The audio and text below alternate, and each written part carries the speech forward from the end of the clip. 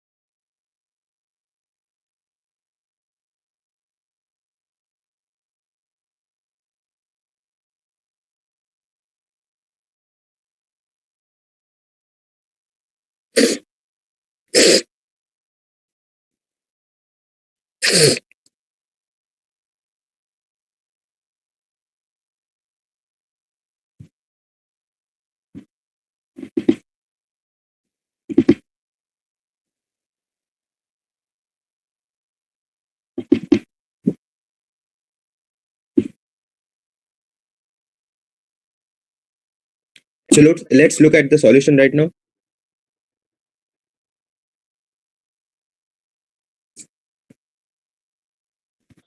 So the push and pop operation is done by the stack pointer. Okay. So what happens in push and pop operation? So basically, whenever you have stored some data in some general purpose register, suppose B and C, you can transfer it into a stack. Okay. So what it does is that whenever you push it, it will be stored over here. Whenever you push another data, this data, the already existing data, will go up and the new data will be stored over here. So this is your last in, first out operation, because whenever you pop your data, the last one will come first. Okay. So this is taken care by the stack pointer register. General purpose registers are B, C, D, E. Okay. And program counter register basically keeps track of the program data that has to be executed, right? So moving on to the next question. Which interrupt in 8085 microprocessor remains unaffected by the state of the interrupt enable flip-flop?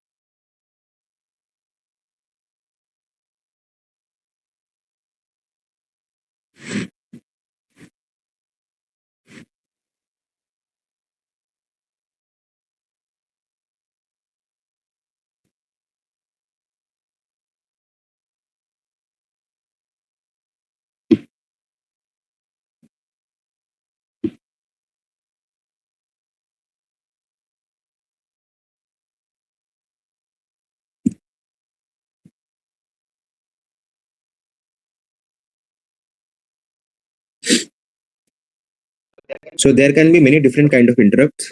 Okay. Some of the interrupts. So what does an interrupt do? When an interrupt is activated, all the operations happening in the microprocessor will come to a halt. Depending upon the priority of interrupts, they will have a different impact. For example, there are certain interrupts which wait for the end of the operation that is happening in the microprocessor and they halt the system. Okay. There are other interrupts that take over that have much more priority. So they stop the operation immediately. When we have multiple interrupts in line, so whenever an interrupt call is generated, it goes into the interrupt subroutine, interrupt service routine. That is different a set of codes that is followed when an interrupt has been generated. Okay, so whenever there is an interrupt service routine will go and it will figure out how to what are the next measures to be taken to address the interrupts. Okay, so when multiple interrupts are generated, you will have a priority call, right? Some interrupts are more important than other interrupts. So depending upon the most important interrupt, the service routine will be executed. When that is done, next will be executed.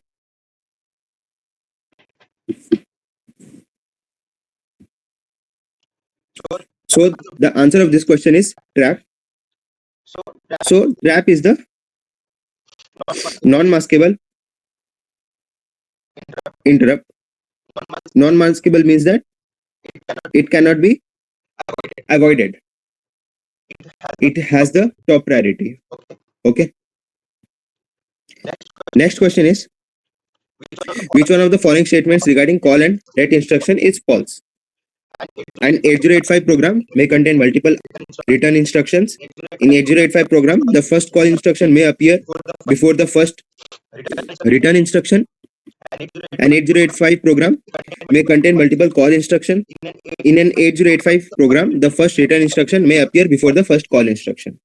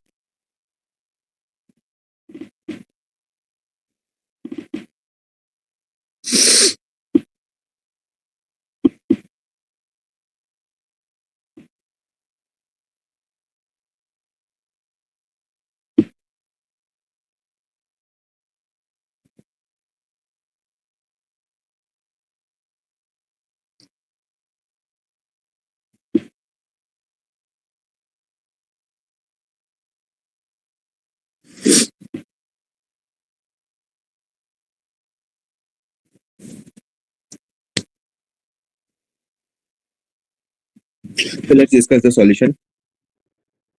So what happens is that, what does the call function do? Suppose you have a bunch of code written over here. Okay. Now you want a particular section of the code to be executed again and again. So instead of writing it again and again in the same code, what you can do is that you can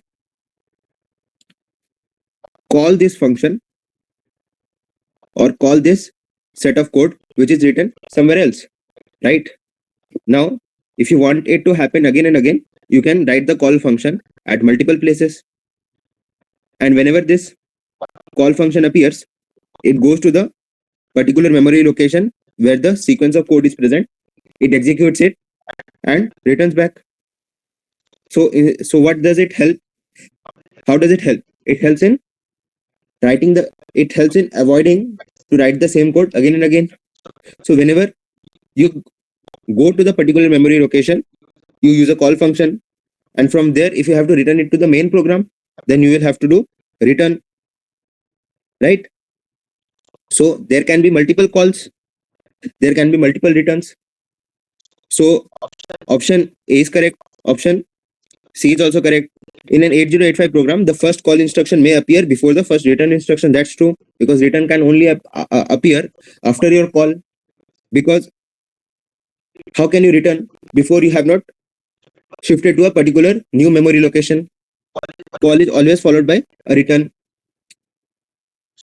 So this option is true. So the false statement is D. I hope that's clear. Moving on to the next question. Match the items in column X to their corresponding counterparts in column Y concerning the 8085 microprocessor.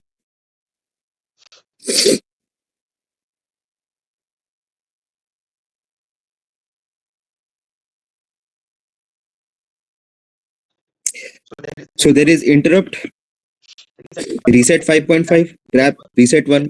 There is non-maskable, maskable, software, and non-vector.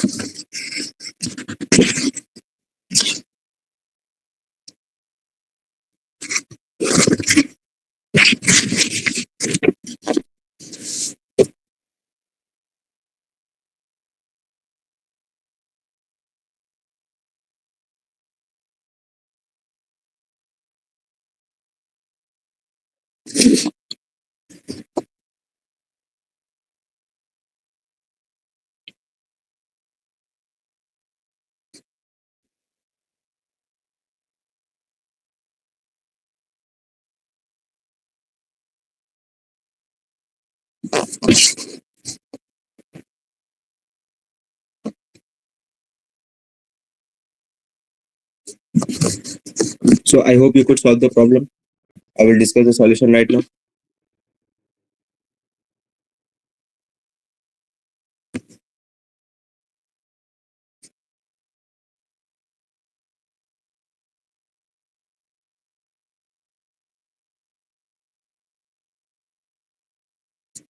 So what do we have over here? We have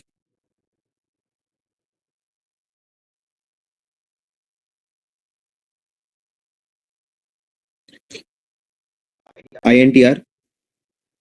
This is your interrupt request. So this is a non-vectored interrupt because it does not have any fixed memory location. It does not have any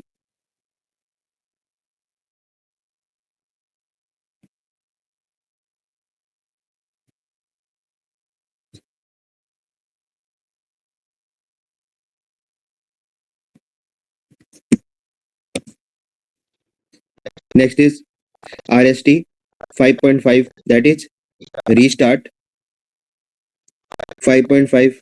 This is a vectored and maskable interrupt,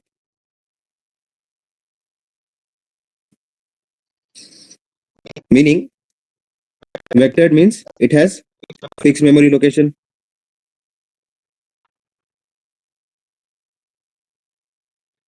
Maskable means that it can be masked, that is, it can be disabled.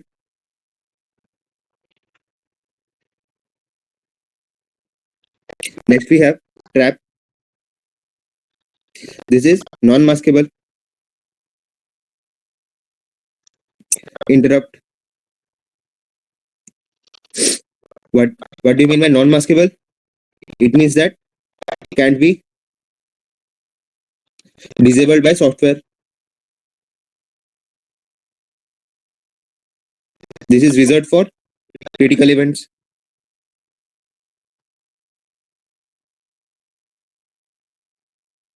Next you have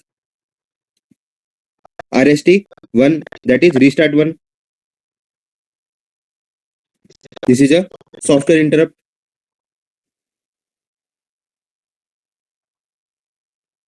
So the answer is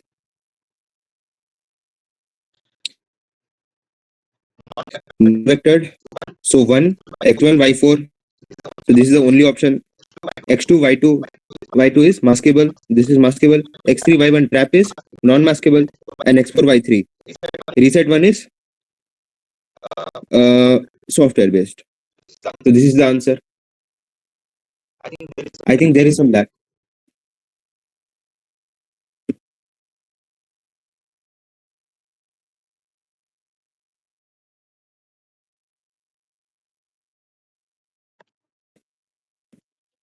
I think there was some lag.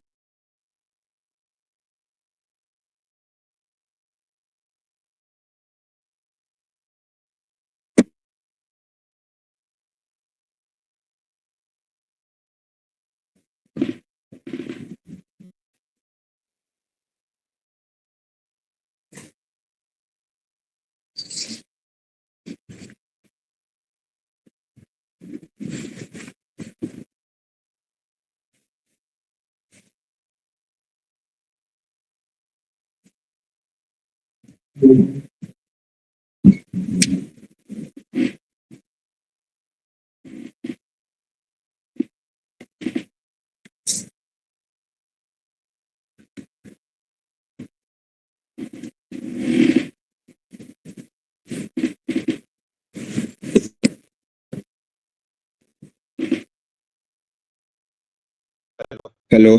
I think I will have to share the screen again.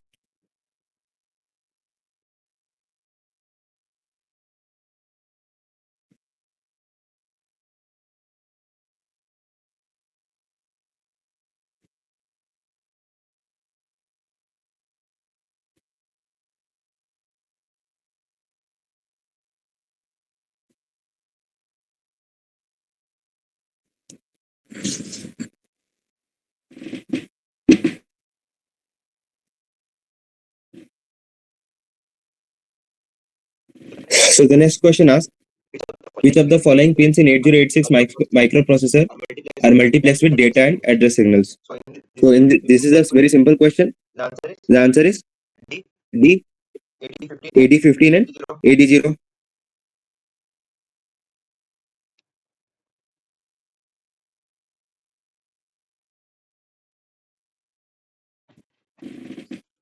Now moving on to the next question. Identify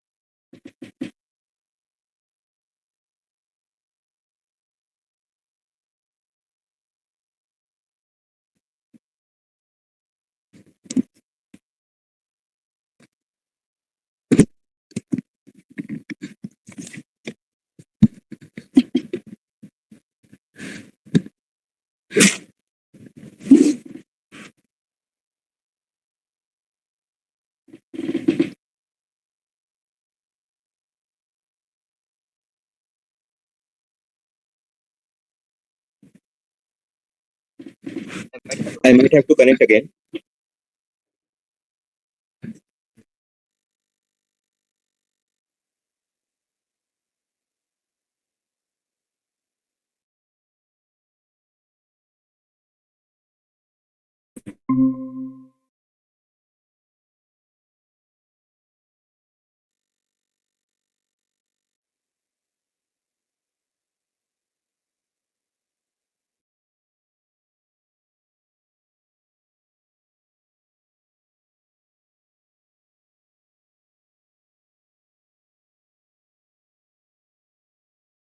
Question is, identify the operation performed by the following 8085 instruction: push B, push D, pop B, and pop D. So register B contains exchange with register E. Register C contains I exchange with register D. The contents of EC register pair are exchanged with D register pair. No change in the contents of the register. So one thing we need to understand about this question is that this whenever we perform push and pop operation, it happens in using the stack pointer, and that is actually last in first out architecture. Okay.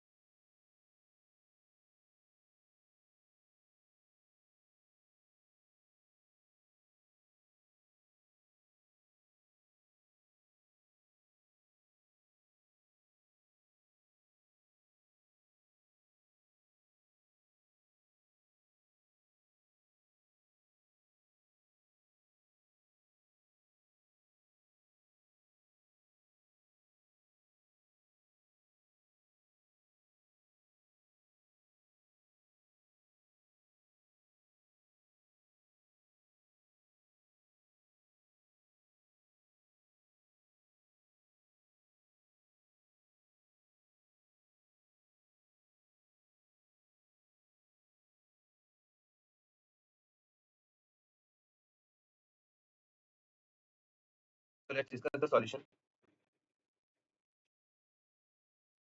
So it follows a last in first out architecture.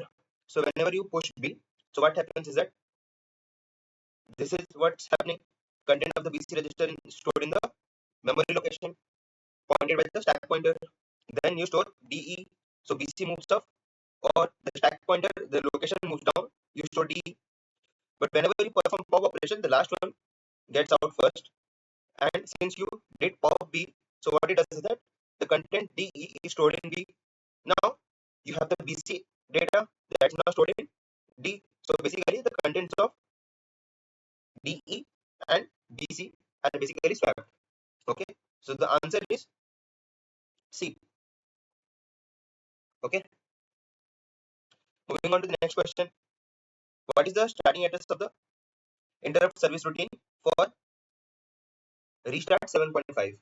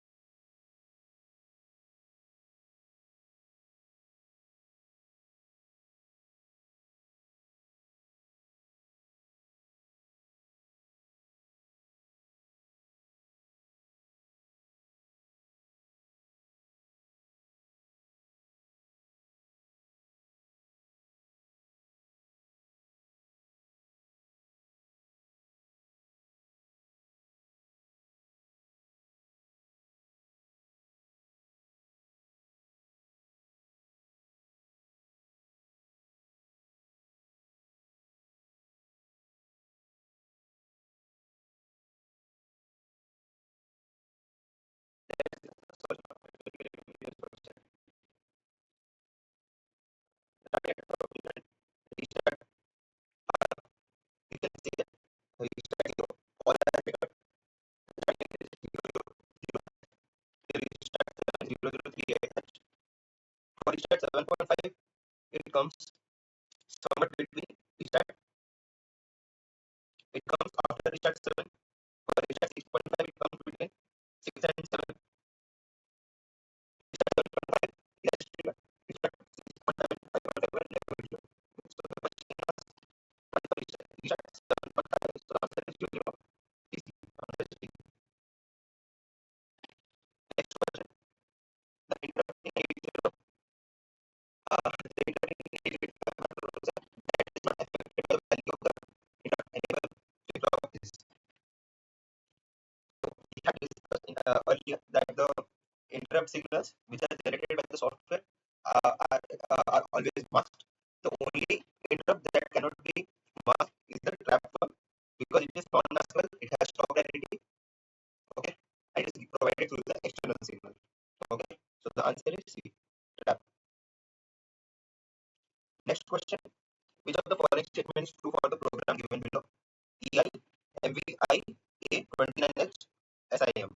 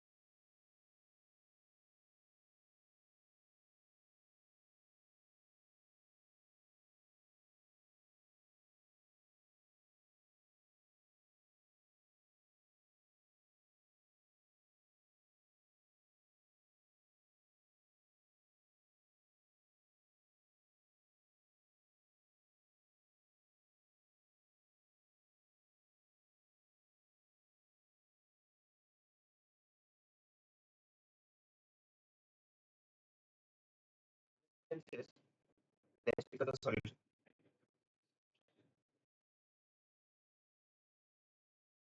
PI stands for enable interrupt. PI 829H means load accumulator with 29H. So basically, and same that set interrupt mask using accumulator value. So that enables all maskable interrupts. So EI is enable interrupts, so it enables all the maskable interrupts. That is interrupt restart 5.5, 6.5, and 7.5. SIM is used for set interrupt mask. Here we have provided the 29H as the address. Okay. So restart 5 has the address of 28H, restart 6 has the address of 30H. So this 29H lies between 28H and 30H. So this is restart 5.5. So this is the answer. Moving on to the next question. Which one of the following instruction is similar to restart 7 instruction in 8085 microprocessor? So whenever we have to perform the restart, we basically provide a address location for the set of instructions. So we know that restart 7 has an address location of about 38H, I guess. So this will, so if we do call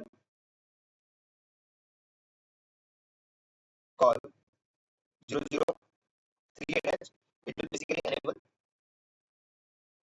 this. Next question. Which one of the following interrupt is as sensitive? So as earlier, I mentioned earlier that restart 7.5 is as sensitive and all of them are available to you. Okay, so the answer is A. Which one of the following statement is not true? 8086 is a 16-bit processor. 8086 has a dedicated internal clock generator. 8086 can address up to 1 megabyte of address space. 8086 operates in two modes. So the incorrect one is the B one. 8086 has a dedicated internal clock generator. Next question. What is the size of the instruction queue in 8086 microprocessor? So the answer is C. It is 6 bits. So yeah. Next question. Which one of the following flag is not present in 8085 microprocessor? So as we had discussed in the previous tutorial, we have sign flag, zero flag, and parity flag. Sign flag gives you whether the number is negative or positive. Zero flag is 1 when the answer is 0. Parity flag is 1 when the number of ones in the data is even if it is 0. So if it is odd, then the parity flag is 0, but there is no direction flag. So the answer is D. Next question. Which one of the following 8086 instruction utilizes the implied addressing mode? So by implied, it means that you know.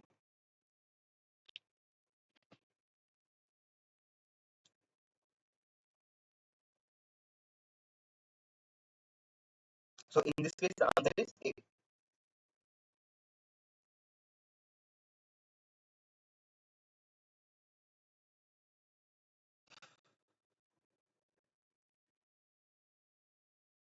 So that's all for today's tutorial. I'm sure